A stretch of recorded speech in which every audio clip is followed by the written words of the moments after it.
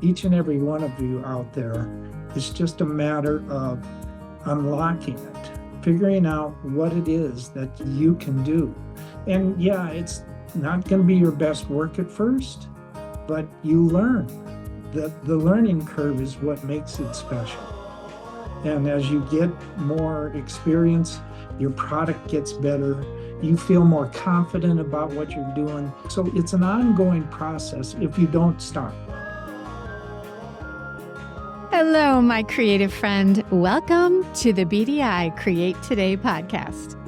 This is a podcast where we'll discover the who, what, where, when, why, and how you can be creative or have more creativity. And together, we'll explore the extraordinary impact creativity can have in your life, in your heart, mind, body, and soul. And if we haven't met yet, I am Beth Buffington, a licensed artist, digital illustration instructor, and a creative coach living just outside of the windy city of Chicago, Illinois. But mostly, I am someone who is curious about how creativity can weave its way into our lives. Now, each week we're going to look at one or more of the sparkly facets that make up the ever-changing kaleidoscope that is creativity. Hello, my creative friends. Welcome back to another episode of Create Today with Beth Buffington. Today, I have guests, very special guests that I met when I was on vacation in Hill City, South Dakota. They really resonated with me so much when I visited their store that I invited them to come on the podcast and talk about their unique take with how they do and become creative. Without any further ado, I want to introduce you to the artists from the Art Forms Gallery in Hill City, South Dakota. So we are here talking to Gail McKane and Nancy Teal and Pete Stach. And Pete, I forgot to ask you if I pronounced your last name correctly. Is that right? You're close. You're getting pretty close. It's Stach. Stach. Okay. I want to just chat with you real quick about who you are and what you provide to this unique store. And then I want to talk about the store. So let's start with Gail. Gail, quickly tell us what you do in the store and what you do as far as creativity. Good morning. I do fiber arts. So my primary art is wet felting and needle felting. Wonderful. That's such a unique brand of creativity. I remember seeing your work in the store. It was beautiful. Thank you. And Pete, introduce yourself, please. I'm Pete Stach, and I do what's behind me here. I take a whiskey bottle and make something out of it. I sandblast, I mount it on old barnwood, put lights in it. I take wine bottles and I cut the bottoms off of everything and make wind chimes out of them, sandblast unique sayings on them. It's a process. It's a thought process as much as anything. So that's what I do. Great, great. And Nancy, share a little bit about who you are and what kind of creativity you're making. Good morning. I'm Nancy Teal. I work with old silverware. I work with old typewriter keys. I repurpose items that need cleaning and polishing into jewelry. I do a few home items, knife bases, that sort of thing, but I really repurpose items into jewelry, wearable art. One of the things I do when I'm on vacation is find all the stores that I can go into that are the personality of whatever city I'm visiting. So we found Hill City and we were walking around and we saw your store and we went inside. I love the fact that there were so many artists in there. So I'd love to have you spend a little time explaining how the store got started. What's the history behind Art Forms Gallery? Beth, the three of us really don't know the roots of it, but we do know that it's been around for 26 years. And it was founded by artists like us who had stuff that they were making, but had no place to display it, got tired of saying, oh, this is so nice, and now give it to my cousin or give it to somebody. in my case, it's like it was getting to be a very popular item. And I thought, well, maybe I should try and sell this. It started as a co-op and has remained that way, which I think is pretty extraordinary because it's 26 years. And for the turnover of the artists that have been through this gallery, I find it astounding that we are still together, stronger than ever, And successful. and successful. Yeah. Yes. And Yeah. we still do have a few of the original artists. Yeah. Yeah. What I loved when I was there was how you supported each other, because I know the day I was there, I met Pete and I met Nancy. And while I talked to Nancy a long time about her jewelry, you were really good at explaining the artwork from any of the artists that were inside the store. And I know you did the same thing, Pete, when you were talking to my husband and my cousin Keith. And because of the way you run the store, you don't have to be there every day. And Yes. are you there even every week, or how do you set that up? We all work about 20 days a year, and it's an open calendar. We all pick our own days. It works very well. And if something comes up, you put an email out, and usually somebody's able to exchange a date with you. So everybody works well together. The one thing I would like to say about knowing other people's artwork is every spring we do have a show and tell where everybody comes in and talks about what they do. And several of us have been here for multiple years, so we're familiar with it. But it's really beneficial if somebody else is wanting to do this, to do that show and tell, because you learn the other people's story, their history, and how they create and what they use. So that's a handy tidbit. I think that also refreshes all of us every year, so we can talk about everybody's art somewhat intelligently. Yeah. I know the best part of art is not just that it is a product, but the story behind the product. And that is Exactly. typically why art is bought. And when someone has a piece of artwork, they're really fast to say, let me tell you about this. And this is why I bought it. And it's the story is as important as the wearable that you might have, or the piece that you're hanging on the wall, or the coffee mug that you're drinking out of.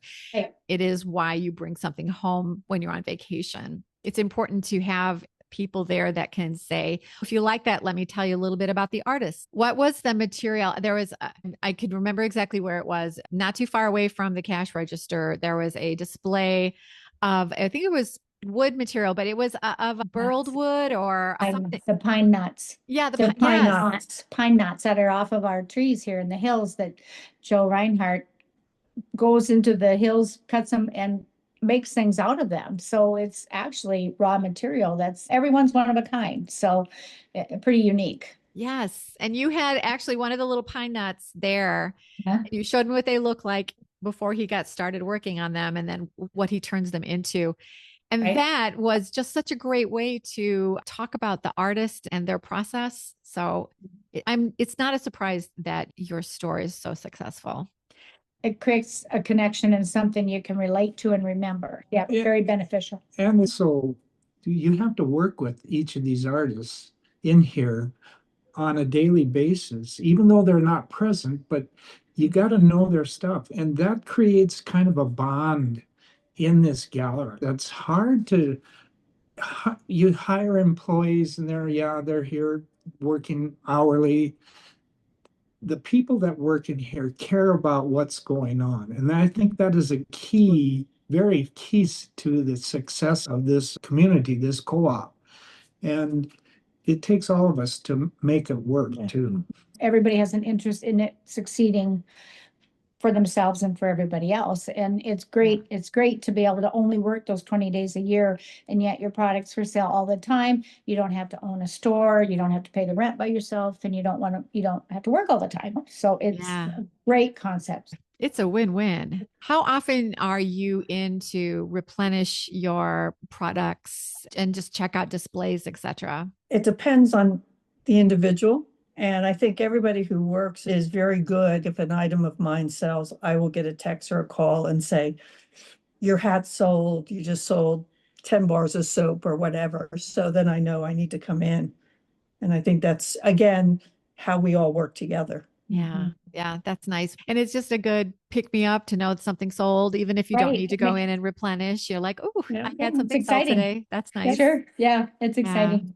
I try to come in I schedule my work days like every 7 to 10 days because in the summertime I need to be up here and I live 40 miles away. So I try to schedule my work days like every week. And then at that point I can bring up inventory and I don't call and say, you're out of this, or like Gail said, you're out of this. So I know to bring it up, which is helpful. So you don't get up here and not have it. Again, that's that communication. Yeah, Yeah. the communication between all of us. And if I speed, I can be here in 30 seconds. Pete's here every day. Yeah. Pete gets our change. Pete's our go-to if our car don't start when we leave. I don't have to, but I enjoy it. And I enjoy meeting people and talking with art people who came in like you. Yeah. And then I look at my inventory and I can be home and I take my time going home, but Takes him 45 seconds. 45 seconds. No speeding tickets on your way home. No. Yeah. And I'm only 15 minutes away. So whenever I'm in town or going through, we're here by ourselves all day and it's a long day. So I always stop in and say, do you need a break? Yes, that's kind. So, Yeah, Nice. Yeah. yeah. So tell me, if someone out there was thinking I could set something like this up, I have artist friends, maybe we could do a co-op. What does the basis of the co-op look like? Do you have a board of directors? Do you have how do you set that up so that it's going to run smoothly like a real business? Because you Well- have to have a real business Yes. in a Correct. structured Yeah. area to make Yeah. it successful. That's a key to it, is that you have to have a business mentality Yeah. along with the artist's creativity. And we have a board of directors. We have a contract we sign every year. We have a system for scheduling workers. It's set up and it's structured. And it's run like a business. Yeah, it's run like a business. Every piece is accounted for that is sold. You just can't willy-nilly open the store and say, oh, okay, you go here, you go there. The board of directors come in and place all the artists where they are going to be for that year. Rotate them. Everybody's cleared out during January and February so we can paint and fill holes and do the maintenance for the year. When we start in March, we have a fresh feeling of a new look every year. And that, even to the locals, is something. Yeah. Now let's take a quick break for a word from our sponsor. This episode is brought to you by Silva Solace, a creative wellness retreat that I will be leading with Lisa Murphy, a certified health coach. This intimate healing retreat is October 16 through 19 in the beautiful Blue Ridge Mountains of North Carolina. Silva Solace is your invitation to rest, reconnect, and revive your creativity and your health through the care of your heart, mind, body, and soul. We will be gathering in an intimate circle for 4 days of inspiration, coaching, quiet movement, reflection, and uplifting community at the gorgeous Horseshoe Farm Resort.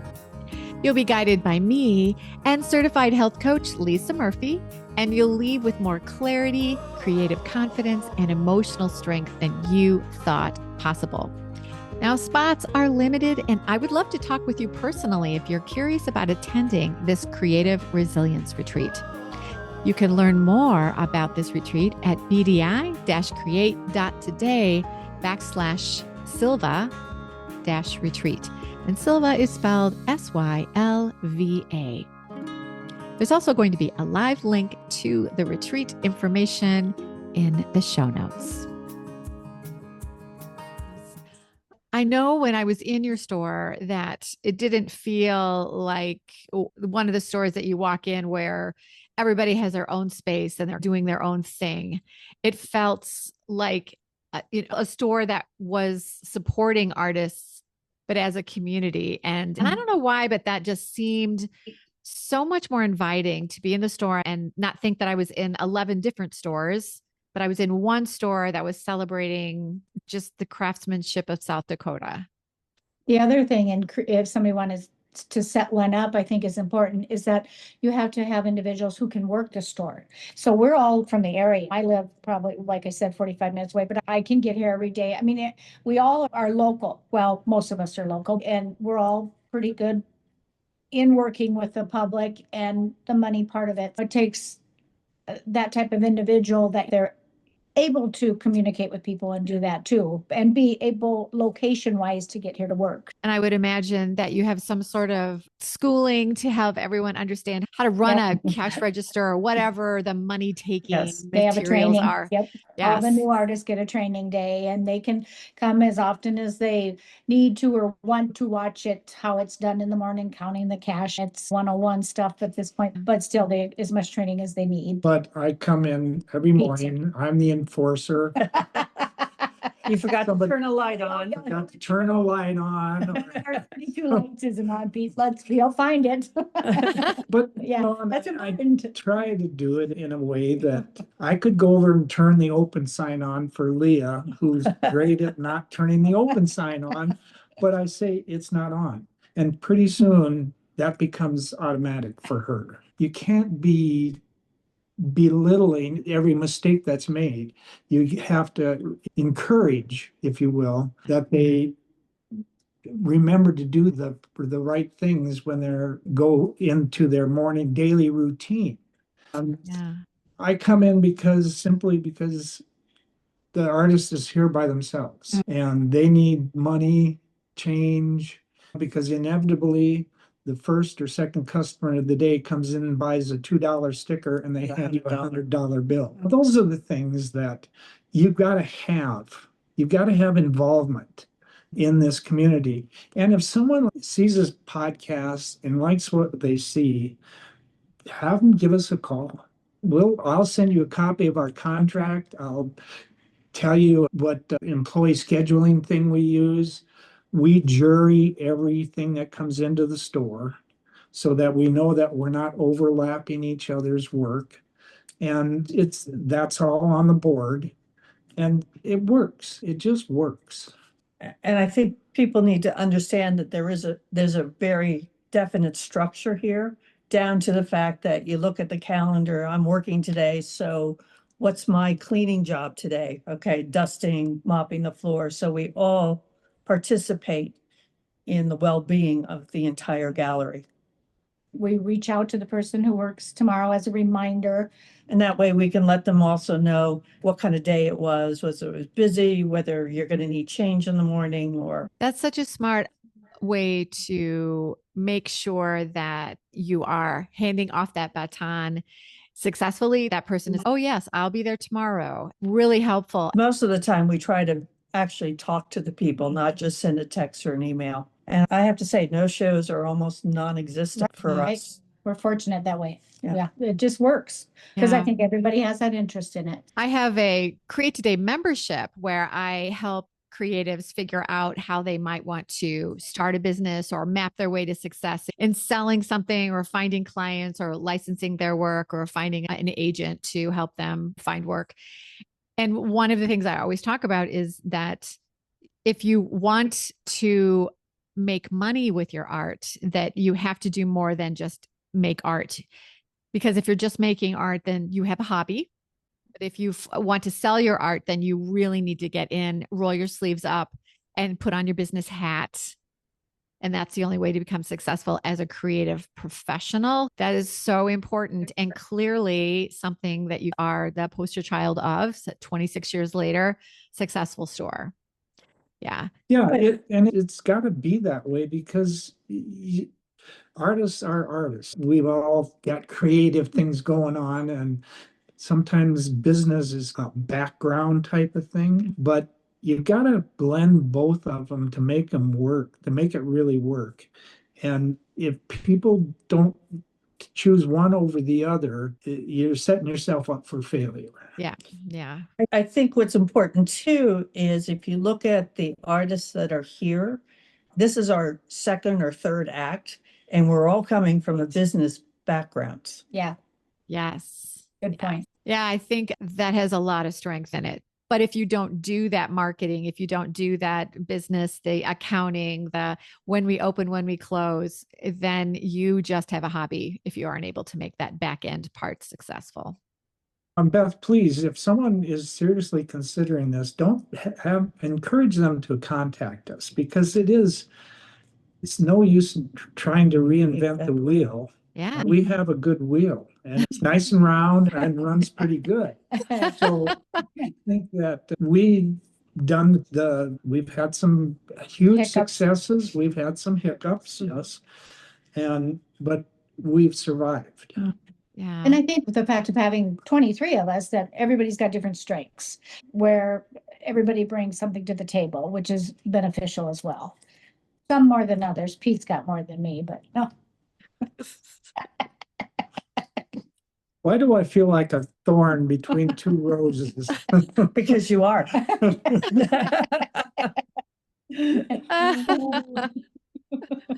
Okay, what I'd like to do now is go around our little table here and just talk a little bit about what was your past life and then how did you get started in the art that you're doing right now? So, Gail, why don't we start with you and talk to us about what you were doing because your past life has nothing to do with No. felts. Nothing. Yeah, we moved here from New Jersey. So in New Jersey, I was a town manager. I was also the township clerk, purchasing agent, registrar for 3 different municipalities. And that was the past 23 years of my career. Prior to that, I was a management consultant. When we retired, we were very fortunate and very lucky to pick Hill City. Like you said, we were here on vacation. My husband looked around and said, I could live here. And at that point, I'm like, are you nuts? But he was absolutely right. And so after we moved, my husband and 2 dogs, we moved here 7 years ago. I just by chance took a class in wet felting. I made a scarf and now I'm making scarves and hats. I needle felt journals. I wet felt soaps. I make vessels, baskets. Yeah, so it just took off. I think the texture of the materials that I use really appealed to me and the colors that all come together. So, I just did a podcast. It was episode 84, and it's about handcrafts. And part of what I explored is that people who decide what handcraft they want to do, so much of it has to do with the senses. There's something about that material that just made you feel comfortable or brought calm to your brain and that allowed you to get into creative flow. And then suddenly that's all you wanted to do. So that had to have happened to you during your class that you took, right? yes, and I think in starting with Nuno felting, which basically is a piece of silk you start with, which has a very definite texture, and then you're adding wool roving to it and making that come into one piece of fabric is very interesting and very tactile and Yeah. very challenging at times. So much of what you do with handcrafts is setting up the senses for satisfaction. It's a smell that you experience. It's something in the texture of the materials. It's the sight that you see with the colors.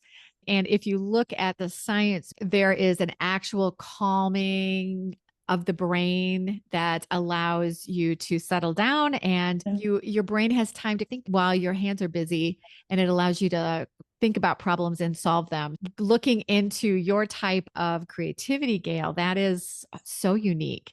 So you just ran into a class. You just saw it like in a newspaper or saw it in the online or something? There was a store down in Hot Springs I saw online that was offering a class. And I'm like, okay, I really don't know anybody here. And it was one of the first things I did when we moved. Had you done anything creative before? No, it's amazing because I would consider myself to be a stick figure drawing. And I've found that I actually have more ability than I realized. And I never had the time. Being a city manager, I was working 60, 80 hours a week, dealing with a lot of people, dealing with employees and police and, But she's better. but I'm better now. Yes. But in talking about having the feel of what I do, I think that's a lot of it. If you think about what I did and all the problem solving and all the issues I dealt with on a daily basis, now I'm here and it's nice and calm. So 7 years ago, you moved from New Jersey to South Dakota and you Yes. took that class. I want Yes. everyone to realize how quickly Gail went from, I think I'll just take a class, to being a successful artist selling her felt pieces. That is like applause. Good on you. Well, that might be slightly overachieving, but yeah, I have to say, I've been in the gallery 4 years now. This is my fourth year. Yeah. I definitely was very intimidated when I started because I didn't look at myself as an artist. But I went through the jury process and everybody inspected what I had made and went, yeah, you can be in the gallery. So I just went for it. To grow as an artist, Yeah. you need to feel uncomfortable. And when you are feeling that icky feeling like imposter syndrome, I don't belong here, or you're judging yourself, you have to allow yourself to get into that awkward, I'm uncomfortable feeling. And Yeah. that is where you grow. Yeah. That kind of a bravery is part of creativity. Yeah. I have to tell you, I don't even know what possessed me to even approach coming in here. It was a huge leap for me. Yep. Yeah. I love to hear stories Yeah. like that. When you feel uncomfortable, you have to think about that and say, actually, this isn't a bad feeling. This is a good feeling because this means Yeah. I'm growing. Gail, if you have one of the pieces of your felt work that you could bring over to the camera, that'd be really cool. So, Pete, tell us a little bit about what you were doing and that transition from your past life to your new creative life. I started out, I grew up on a dairy farm, so it's a work ethic that's not acquired, it's forced on you. Dad was always a hardworking guy and he instilled that in me. And after college, I joined Kmart when it was on the upswing. And of course, retail is unrelenting. It Yep. just keeps going whether you like it or not. And I did that for 17 years. And then we'd come out here to the Black Hills from wherever I was working, Illinois, Indiana, and it's just so peaceful and restful. Even though there's millions of tourists running around, it's still a great place. It's a wonderful place. And so when I decided I didn't want to work anymore with Kmart, I said, okay, let's move to Hill City. Took us 5 minutes to decide where we were going to move to. And I got out here and I got a 1 year job managing a grocery store here, and they sold it and I wasn't needed. And at 44, I applied in different places and you were overqualified, and a great way of saying, no, you're too old for this job. But I got into the hospital system working in the budget and reimbursement area, doing a budget for the entire system, Medicare cost reporting, which taught me a lot about numbers. And I got 24 years in and I retired. And it came down to I've still got this work ethic inside of me and I've got to do something. And I was on the internet one day just looking at things and up pops this thing about sandblasting. And I thought, I'm handy, I could probably do that, but I don't have a creative bone in my system. I'm a black and white figures guy. But I tried it and it all came together and I started making them and I'm going, dang, I'm making too many of these to give away. So fortunately, this art gallery was here and one of the guys came and said, you've got to be in this store. And so I came into it, this will be my 9th year. And it's a matter of confidence too, Beth. You got to have confidence in what you're going to do. Even though you have a lot of doubts, you have to have some basis of I'm skilled, I can do things, just problem solving on how to make things work is a key part for me. I always look at what I got to do next. What's the next step up? You've always got to be looking, and I think the case is with both of these two beautiful women next to me. They show that they're trying something new and different, and lo and behold, it's working. Yes. And you keep asking yourself, what's next? Yes. But Yeah. it's confidence and the ability to say, I can do that. Yeah, you're right. I think curiosity is a huge part of Yeah. keeping your creativity fresh. Like you're saying, what else is out there? Where can I go to find new ideas? Inspiration comes from the weirdest places, as you Yeah. all know, right? Yeah, you got to see what's trending in colors. And Yeah. of course, I have three daughters who are experts in telling me what to do, what color I should use and Yep. what I should say. Yeah. And it's just things like that. You take chances. Yes, exactly. Exactly right. Okay, so Nancy, let's talk about your lovely work and your background and how you started making things from old silverware and other things. Okay, I'm from Rapid City, so I've lived here my whole life. I had a government job. I worked 8 to 5, Monday through Friday for almost 30 years. I was getting really burned out. I had always collected silverware. I had always collected doilies. I just like old things. I like the You must patina. really like me. That's why I like Pete. No. Likes you more and more every day. Really old things. I don't mind a few scratches and patina on things. I think it's interesting. Anyways, I always had collected all this old stuff, and I had sold a little bit on eBay of the antiques, and I dabbled a little bit, and I had a little booth in an antique mall selling old stuff. I had all this silverware. And just because I thought it was pretty, it's way prettier than the new stainless stuff. And I was working my job, and my dad was elderly, and not doing well. I was trying to take care of him, and it was a stressful time in my life. And I saw in a magazine, I saw a bracelet out of silverware, and I said to my husband, I want to make one of these. And my husband said to me, okay, don't hurt yourself. That was his exact words, because I had not ever worked with power tools, and I had to type. I typed for a living, and I don't think he wanted me to cut my finger or whatever. But anyway, so I got set up in the garage with a clamp and a hacksaw, and I would work 8 to 5, and I'd do supper, and I'd be out in that garage pounding and hammering and creating something until midnight. It was an escape for me. It was totally left brain, right brain from what I did for 30 years. And once I started, I was hooked. And by God, I was going to get one of those bracelets made. And they weren't real pretty in the beginning, but I got 7 of them made. And I went to the little farmer's market, and I sold all 7 of my bracelets. And I was hooked. And I think at that point, my husband realized I was hooked. And so then he would show me how to operate the saws or the drills, or we did this one step at a time. So again, I wouldn't hurt myself because I still had my job, but confidence being a huge thing. And of course, when I sold those 7 bracelets, then that was huge. And I kept going. And I do a few craft fairs where you set up and you sell. And my neighbors actually were part of this gallery, and they got me involved, and I did the where you come and they look at your stuff, and they accepted me. And yeah, and like Pete said, I think confidence is a big thing. And I think once I sold those 7 bracelets, I had the confidence to move on, and I was ready to be done with my job anyways. I had 30 years in, and I retired. And so here I am up here working today, and it's good to be busy. I enjoy doing what I do. I enjoy coming up with new ideas because I get bored doing the same things over and over. So we're always all looking for new ideas, and we do get a lot of repeat customers. So you have to have some people say to me, what do you got new?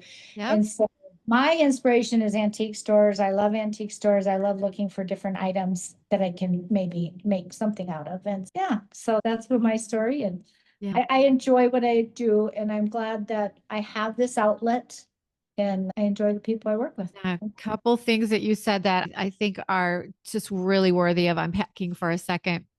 And the first one was when you found that you were enjoying trying to make this bracelet, you would work 8 to 5. That's a long day. And that you would go into your garage and you would work till midnight. And I'll bet you when you got in there, you'd look up and you'd go, oh my goodness, how did it get to be 10 o'clock? How did it get to be 11? Oh my, I need to go to bed. Exactly. Because the hours would just fly by. You were experiencing just a full-blown creative flow that was such a beautiful feeling for you that you couldn't wait to get to your garage the next night and then the next night and the next night. I think that Pete and Gail have felt that same thing with their products as well. And then talking about the confidence, like Pete had brought up, it is such an important part of making that shift from this is just something I do for myself to I think maybe I'd like to try and sell something. Making that leap from just doing something on your own and then being brave enough to open up yourself and show your work to others and say, would you like to buy some? So that confidence comes from being brave enough to show your work. And then how can I revise what I just did so that it'll be better next time? Even if you have success, as you did with your first 7 bracelets, Nancy, you then went back and learned how you could make them better, how you can make them faster, how you can make them with power tools. So you were continually going, okay, that was good. What can I do better? Then what you do then is you're continually adding extra armor to that confidence. And confidence also comes in the form of if you have a failure, you don't withdraw from it. You learn from it and you try and improve it, like you said. Yeah. So many people come in here and say, "Oh, I couldn't do that," and I tell them, "You can. You just don't know it. Yeah. Just gotta try. Gotta try. Gotta try, right? You gotta try. You're gonna fail, but pick yourself up and move forward with it." I think all 3 of you in some fashion have said, I never thought of myself as an artist. I can only draw stick figures. What so many people don't realize is that art comes in so many different forms. There are so many amazing artists out there who cannot draw. And there's a lot of artists who can draw that can't make jewelry and they can't make beautiful sconces and they don't know what to do with felt, right?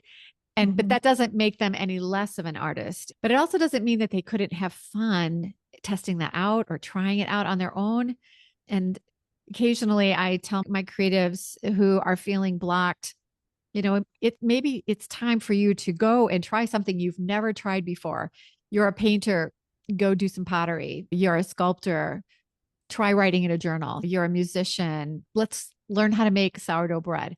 What do you need to do that is maybe dichotomous from what you do all the time? And occasionally that'll unlock something that has put you in a box where you feel stuck. Yeah. Sure. Yep. Yeah. Yeah, Gail, were you going to say something? Yeah, I just wanted to say, I know for me, when you get blocked, I think for me, it's important, even if I'm not going to create that day, it's important for me to go out and look at my wool, look at the colors, feel it, and then walk away. And sometimes that just helps bring something to mind. But I think it's important for me, I know, to touch it almost every day. Yes. And So Pete is holding up some of Gail's art. This stuff is the bomb. I tell it, this soap wrapped in wool is like an exfoliant, and I use it on my face and around. My wife thinks I'm a little weird, but this stuff, It talk works. about unique. Yeah. This And is that a journal cover or a book cover? That's a journal cover. That Yeah. is beautiful. Oh my gosh. Oh my goodness. That is absolutely gorgeous. Isn't that wonderful? Oh my gosh. Oh my goodness. Look at that. You need to come back. You need to come back so you can see us again, Beth. For those of you who are listening to the audio and you did not just see that, Pete is wearing this beautiful blue felt hat with a It's my lovely color. flower. And it matches his shirt perfectly. So trending. So, this is the first scarf I made, this type. So this is what got me started. It's Oh, just that is beautiful too. thread. So y'all need to come and check out the YouTube video so you can see that beautiful art. It was gorgeous. And Pete's work is in the background too. And Nancy, are you wearing some of your jewelry today? Oh, I am. Yes. I am. I'm not sure if you can see this, but this Lift is it up a little bit more. There you this go. is This is a stunning fork. bracelet. Nancy's is statement jewelry. So yes, your jewelry is just a step up. I Yeah. have an owl necklace on. I'm not sure if you can see this, but this is my newest these are owls. That's beautiful. Yes. So, yeah. Yeah. So Yes. always trying to come up with something new. Yeah. Yep. I love my bracelet. I wear it every day and I tell everybody I got this in South Dakota at this little great store in Hill City. I need to go there. I was just wondering if someone had come out to your store, Gail, and they'd bought one of your soaps and then Mhm. that soap had run its lifespan. Are they able to get more soap from you? Do you have a way for them Oh, to reach yeah, out to you again? I put my card and with every soap so they can contact me. Okay, And great. And Beth, looking at the lives of the people who are in here, there's every walk of life. And we have retired ministers, numbers people. retired We teacher. got retired art teachers. So it's not you have to have the genetics, the DNA in you to do this. You are creative, each and every one of you out there. It's just a matter of unlocking it, figuring out what it is that you can do. And yeah, it's not going to be your best work at first, but you learn. The learning curve is what makes it special. And as you get more experience, your product gets better. You feel more confident about what you're doing, which leads to other things. So it's an ongoing process if you don't stop. And if you stop, then you've got to restart and rebuild that confidence. Oh, I'm laughing because that's something I tell my students all the time that it doesn't matter how fast you go, just don't stop. Stop. Yeah. I think a lot of it for us, because it's also muscle memory. So Yeah. if you stop, you're losing that innate feel for what you do. Exactly, exactly. Everything has its technical part, how to run the saws and the drills and how to piece your felt together so that they look like a piece of artwork when you're finished. It's like Yeah. exercising. If you want to, How quickly we lose that, right? indeed, that is probably the best example. If you want to keep those muscles, you got to keep at it all the time. And then you do get stronger, but only if you keep at it. Yeah. But it is finding your niche that when you do it, you cannot help but go back to it. I can't wait to get to my garage and work on my bracelets because I imagine it was cold in your garage at times too. Well, I have a heater. So that's That good. helped, but yeah, we have a heated garage. We've since had to build another shop because I've taken over most of the garage. That's good. That's progress. That's so true. Most of us do some custom work too. Yes. I don't think we've touched on that. I know I had a friend get married and I had Pete make a wind chime with their names and their wedding date on it. I've done work with the family silverware where I'll take the family silverware and make bracelets because grandma's got maybe one set and maybe there's multiple daughters and they don't want to set silverware, but they'll wear a bracelet. Yeah. Gail's, I think I've done many pieces for grandchildren that are graduating or one that's going to art school. They wanted a sketch pad that I did a cover for, or Yeah, I think you wrote in your questionnaire, Gail, that once you get past the frustration of trying to figure out what they really want, that yes. I think that's how you wrote it. Exactly. Yes, exactly. Yes. My last experience was I had someone come in, they called me and said, I really love your journals, but they're not me. I'm like, okay, what does that mean? So sometimes it's tough to pull what people are actually trying to get out. So, Yes. yeah. A lot of people aren't really good at expressing what they want, but they know it when they see it. But Yes, yes. And we just keep our fingers crossed that we hit the mark. Yeah, Right. and you got to listen to the customer, and you can pick up a lot of Yeah. different Uh-huh. hints from them when they're talking to you that it isn't me, this isn't me, but you got to be aware in the time, in the space with that customer and tailor to what they're saying to where you're going to send them to in the gallery. Right, to Yeah. what's intriguing to them. Yeah. super good point. Yes. So, if people listening are wanting to know more about how to find you, what are the best way for them to reach out to the Art Forms Gallery or to reach out to you individually as artists? And I know that we're only talking to 3 of 23 artists. So, you have so much beautiful art to show. So, how do people find Art Forms Gallery besides hopping in the car and driving to South Dakota? Or should we all just hop in the car and drive to South Dakota? I highly recommend it. I had a beautiful visit when I was there. You can go to artformsgallery.com and that'll take you to our website, which we don't maintain that well, but The Facebook. it's also tied into Facebook. Now, be aware that there's another art forms gallery in Kansas, so make sure you got the Hill City one. I'm not going to say we're the good ones, but We're the better We're one. the ones in Hill City. we're the ones in Hill City. Okay. And we monitor it and we can reply to you. However, you can call us. Yeah, I think we'll definitely get all this information in the show notes, especially if you're thinking, yes, I would love to learn the wheel that's working over at Art Forms Gallery, so I don't have to invent that for myself. And I am interested in getting a co-op in my area together. What would that look like? We'll be glad to help anybody outside of Hill City Right. Or the Black Hills. or the Black Hills. Oh, you guys have been just a delight today. I had so much fun. I think I was in your store for close to an hour when I was there, picking out a bracelet and just chatting with you and Pete. Because I don't think I met you, Gail, when I was there. No. But now I feel like I should have, because you've been a delight today. Nothing lights me up more than finding artists who are just bright, shiny people because they have found creativity that gives them meaning and gives them a way to give back into a world that really needs original art in their lives. So sharing your artwork the way you do, and then sharing it with me again today, this has been a gift to me, and I'm sure to everyone that will be listening to this episode today. Everybody should know that it's a journey. When I first started, I could not call myself an artist. My cards say fiber homesteader because I couldn't take that leap to being an artist. Yes. I hope you have changed that moniker since then. Yeah. In my mind, I have. Yes. I have an episode that I talk about what it means to be an artist and that there isn't a certification. I did an interview, it's been a while ago now, with an engineer who turned artist.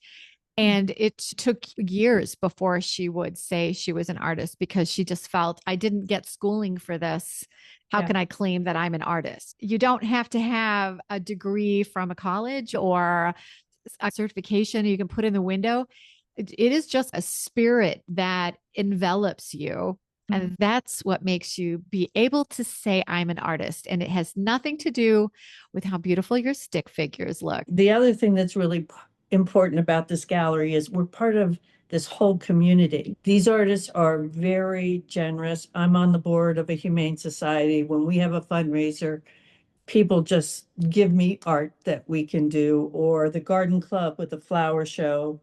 So that's also important, especially in a small town like this. And your store was lovely because the experience inside there was just as inviting as the products that I decided to buy and bring home with me. That kind of memory is part of the souvenirs that you get when you are on vacation.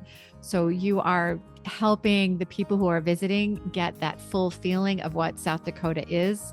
And then you give them that little slice of reality to take home with them so they can remember the trip they had.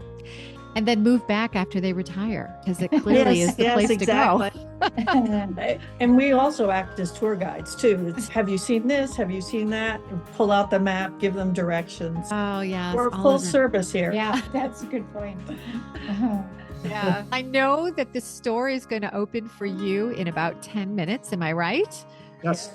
So I will let you get to your busy day, but I want to say thank you again. And to everyone that's listening to this episode, take a look at what you're doing. Have you found what lights you up so much that you cannot wait to get to it every single day? And then if you have that little creative side hustle that you've been working on, are you curious about making it into something that could become an art forms gallery like we have just witnessed here in Hill City, South Dakota? Think about what you could do with your creativity. And no matter where you go and what you do and how you do it, my friend, I wish that you stay creative. Thank you so much for joining us today. Bye-bye. Thank you. Bye-bye.